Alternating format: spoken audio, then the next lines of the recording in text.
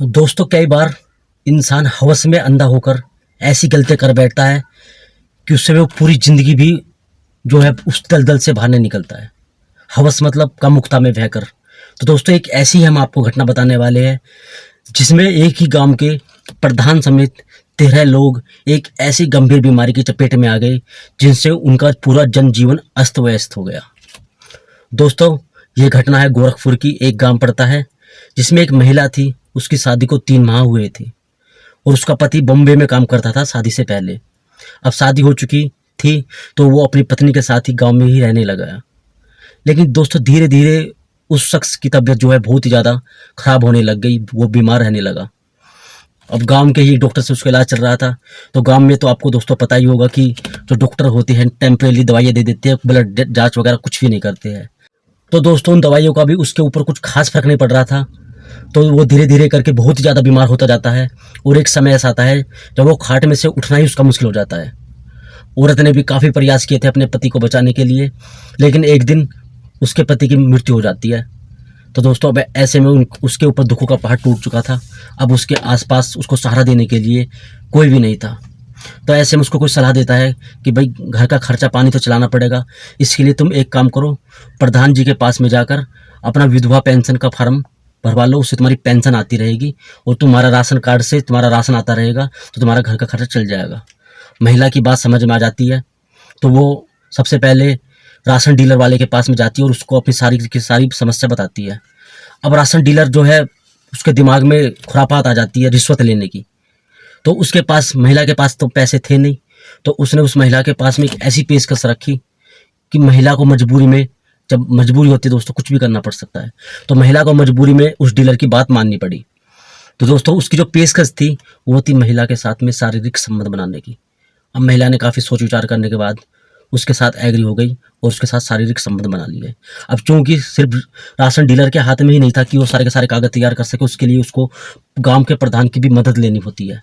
तो वो उस महिला को गांव के प्रधान के पास में लेकर गया, जहाँ पर प्रधान ने देखा कि नई उम्र की महिला है, विधवा हो चुकी है, तो उसकी भी नीयत जो है डोल चुकी थी।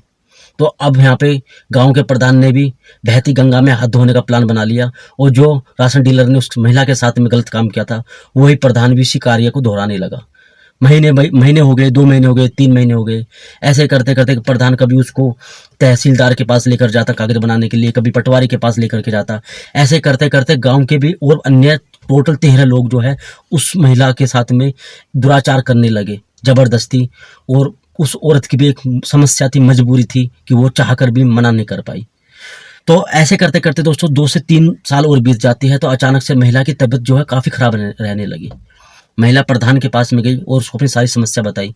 प्रधान ने उसके गांव के ही एक हकीम था, उसको दिखाया। हकीम ने दवाई गोली दी, लेकिन महिला की तबीयत लगातार गिरती ही जा रही थी, उसको आराम नहीं पड़ रहा था। तो किसी पढ़े लिखे ने सलाह दी, एक काम करो, इसका ब्लड जांच कराओ, उसमें हो सकता है किसी प्रकार की कोई बीमारी हो, बुखार हो, टाइफाइड हो, किसी भी प्रकार का रोग हो आ सकता है, इसलिए आप इसको गाँव से अलग किसी सरकारी अस्पताल में जाकर इसका ब्लड टेस्ट कराओ। प्रधान को उसकी बात अच्छी लगी, वो उस महिला को ले जाकर के किसी सरकारी अस्पताल में ले जाकर गया। वहाँ पर उसका ब्लड टेस्ट हुआ, रिपोर्ट आई। तो रिपोर्ट जब आई तो दोस्तों, गांव के प्रधान के पैरों तले से जमीन निकल चुकी थी। और ये हुआ भी उसके साथ में सही था। जब किसी को सताता है ना कोई, तो ऊपर वाला सब कुछ देखता है।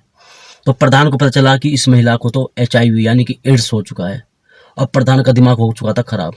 प्रधान ने फ़ोन मिलाया पटवारी के पास में, तहसीलदार के पास में, जो उस महिला के संपर्क में थे सबके पास फ़ोन मिलाया और साथ में राशन डीलर वाले के पास भी फ़ोन मिलाया। उनको सारी की सारी घटना के बारे में बताया कि उस महिला को HIV हो चुका है। तो अब आनन फानन में प्रधान ने अपने शक को पक्का करने के लिए एक और कहीं अन्य जगह लेकर गया उस महिला को, BRDO कॉलेज में, जहाँ पर उसका दोबारा से खून टेस्ट कराया। वहाँ पे भी सेम टू सेम वही पुष्टि हुई खून में HIV पॉजिटिव की। अब उनका दिमाग खराब हो चुका था। तो बारी बारी करके सारे के सारे 13 लोगों ने अपना भी ब्लड टेस्ट कराया, जिसमें ये पुष्टि हो चुकी थी कि तुम सब लोगों को HIV पॉजिटिव हो। तो दोस्तों, आपने देखा कि बुरे काम का हमेशा बुरा नतीजा होता है। उस महिला की तो मजबूरी थी, लेकिन ये जो ग्राम प्रधान थे हवस में अंधे हो चुके थे। 13 के 13 लोगों को हमारे कानून ने तो नहीं, लेकिन ऊपर वाले के कानून ने ऐसी सख्त सजा दी है कि वो जिंदगी भर याद रखेंगे और उसका पछतावा भी नहीं कर पाएंगे, क्योंकि जो एक बार रोग उनके शरीर में हो चुका है वो अब उनके शरीर से वापस कभी भी नहीं जाने वाला है। तो दोस्तों यही एक छोटी सी कहानी नहीं है, रियल घटना थी, तो मैं आपके लिए सामने लेकर आया। दोस्तों वीडियो अच्छी लगे तो इस वीडियो को लाइक करना, चैनल को सब्सक्राइब करना ऐसी वीडियो देखने के लिए, और कमेंट में बताना कि उन 13 लोगों के साथ में, जो महिला के साथ में उन्होंने गलत दुराचार किया था, उन 13 लोगों के साथ में ऊपर वाले ने जो किया, सही किया है, गलत किया, जो भी कुछ है कमेंट बॉक्स में बताना। इसी के साथ नमस्कार।